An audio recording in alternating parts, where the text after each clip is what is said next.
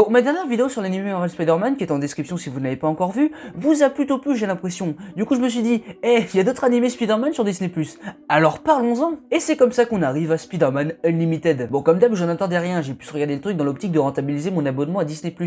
Et pour le coup, je dois dire que j'ai été plutôt surpris. Parce que cet animé qui, disons-le clairement, est nul, l'est tellement qu'il en devient exceptionnel au point même que je pourrais presque dire que c'est le truc le plus étrange de la Spider-Man que j'ai jamais vu.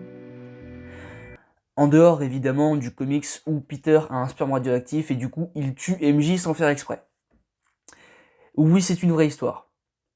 Non, on pourra jamais le surpasser. Bon, et vous devez sûrement vous demander c'est quoi l'histoire, du coup... Spider-Man Unlimited est un animé sorti en 1999. Considéré d'après Wikipédia qui dit ça d'après les fans comme la suite indirecte de l'animé Spider-Man l'homme araignée, cet animé nous raconte comment des recherches spatiales ont permis à l'humanité de découvrir l'autre Terre. En gros, une réplique de notre planète. Unlimited commence donc alors que l'astronaute John Jameson, fils de J. Jonah Jameson, décolle avec une fusée avec comme but d'atterrir dans cette Terre parallèle. C'est alors que Peter, journaliste lors de l'événement, surprend Venom et Carnage en train de monter à bord de la navette ayant pour but de conquérir cette nouvelle Terre sans Spider-Man. D'ailleurs, en parlant de lui, ce dernier débarque et tente de les arrêter, mais échoue et est accusé d'avoir tenté de saboter la navette. Le tout empire lorsque John envoie un message de détresse laissant présager des choses pas ouf dans cette autre Terre, et alors que Spider-Man étant considéré pour mort et de toute façon détesté de tous, Peter décide de s'y rendre afin de sauver l'astronaute. Arrive à destination avec un nouveau costume fabriqué par Red Richards alias l'homme élastique des 4 Fantastiques, qui n'apparaît pas, et a juste name droppé parce que voilà. Peter découvre un monde dirigé par un être nommé le Grand Évolutionnaire qui a transformé une partie de la population en hybrides mi-humains mi-animaux,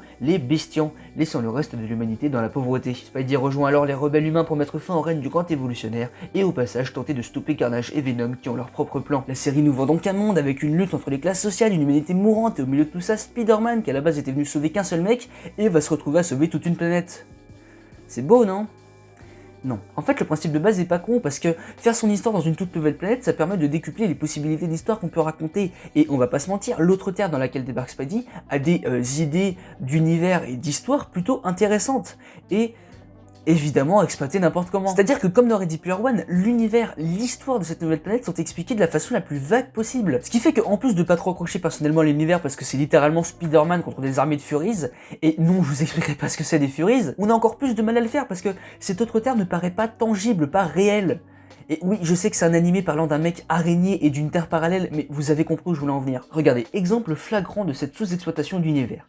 On est dans un monde où l'humanité est censée être tellement dans le caca qu'il y a une armée rebelle pour tenter de renverser la dictature en place. Et Peter, lorsqu'il arrive là-dedans, devient journaliste pour payer son loyer.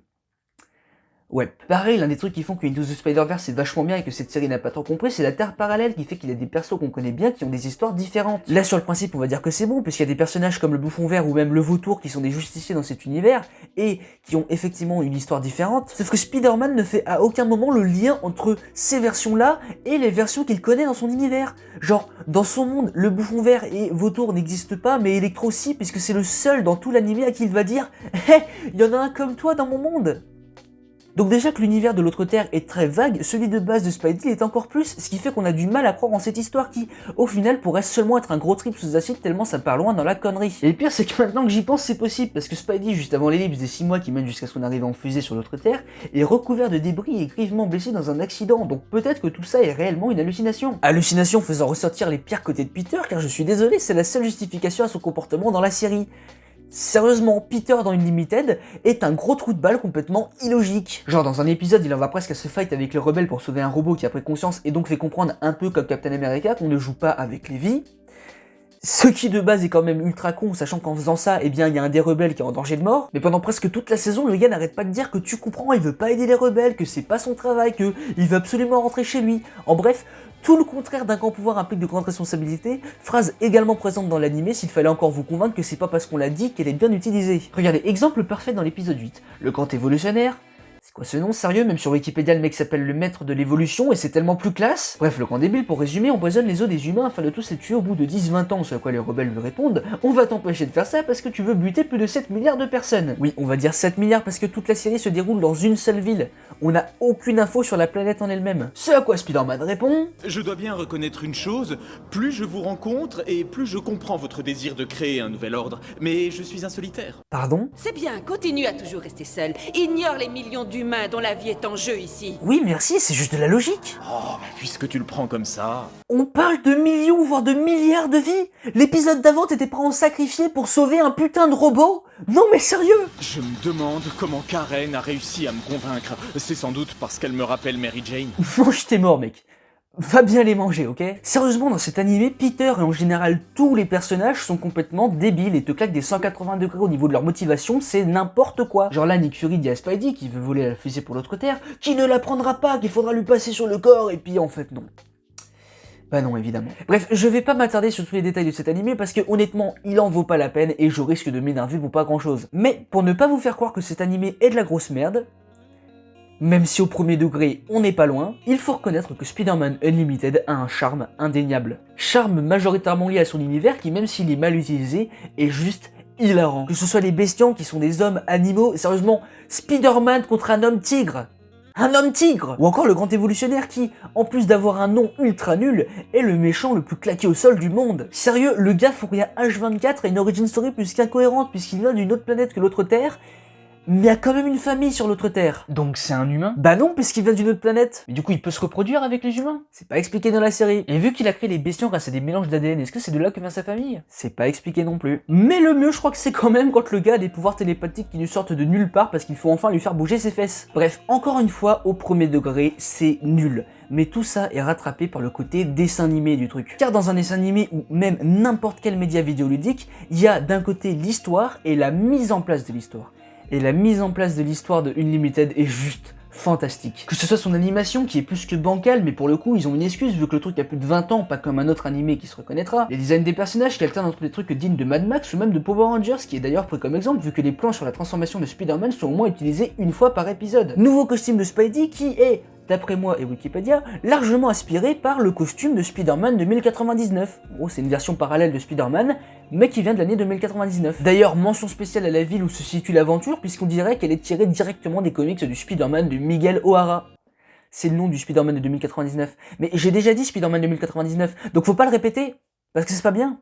Ouais, et même que si je dis pas de bêtises, Unlimited est le premier média vidéoludique à adapter, du moins discrètement, l'univers du Spider-Man 2099 qui fait sa première apparition en 1992. Et Unlimited étant sorti en 1999, je pense qu'il a été directement influencé par ce dernier. Et enfin, le point fort le plus important de cette série, son doublage. Parce que voilà, il est juste fantastique, il faut qu'on en parle. Bon évidemment ici je parle seulement du doublage français parce que j'ai vu l'anime en VF et... punaise, j'ai pas été déçu. Le truc est giga, méga kitsch. Déjà que de base les dialogues sont pas ultra ouf, ils sont sublimés par la qualité des doubleurs. Et c'est juste génial. Tout est si bizarre quand les personnages parlent que j'avais vraiment des fous rires en regardant l'animé. Et à mon avis, rien que ça permet de compenser ses défauts. Genre, en vrac, l'histoire ultra conne et les symbiotes qui sont en possession de corps humain, mais font des trucs physiquement impossibles. Par exemple, on les voit se mélanger pour faire une sorte de méga slime ou même passer à travers des tout petits trous en tant que fluide.